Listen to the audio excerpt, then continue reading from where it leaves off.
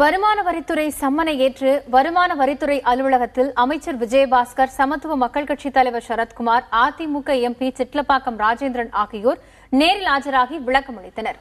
அமைச்சர் விஜயபாஸ்கரிடம் 4 மணி நேரத்திற்கும் மேலாக விசாரணை நடைபெற்றது.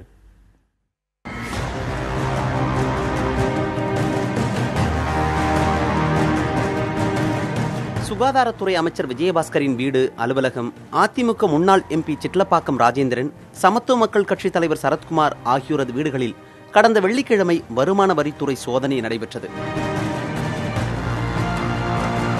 மொத்தம் 50 இடங்களில் நடந்த சோதனையில் முக்கிய ஆவணங்கள் கைப்பற்றப்பட்டதாக தெரிவிக்கப்பட்டது.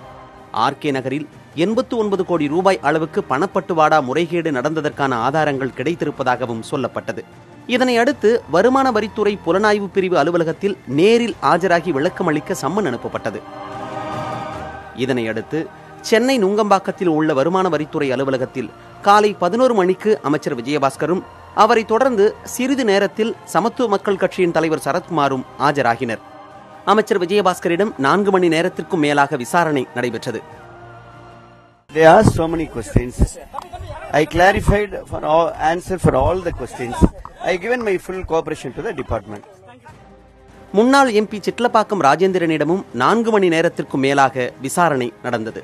சமத்துவ மக்கள் கட்சி தலைவர் சரத்குமாரிடம் 5 மணி நேரத்தை கடந்தும் விசாரணை நீடித்தது.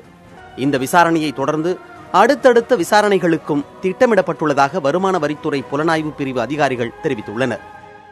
3 பேரிடமும் விசாரணை நடத்தப்பட்டிருக்கிறது. இந்த விசாரணை இன்றோடு முடிவடைவதில்லை. அடுத்த கட்டமாக பல்வேறு கோணங்களில் விசாரணை நடத்த வருமான வரித்துறை புலனாய்வு பிரிவு அதிகாரிகள் திட்டமிட்டிருக்கிறார்கள். புதிய தலைமுறைக்காக ஒளிப்பதிவாளர்கள் மது, சிவாவுடன் சுப்பிரமணியன்.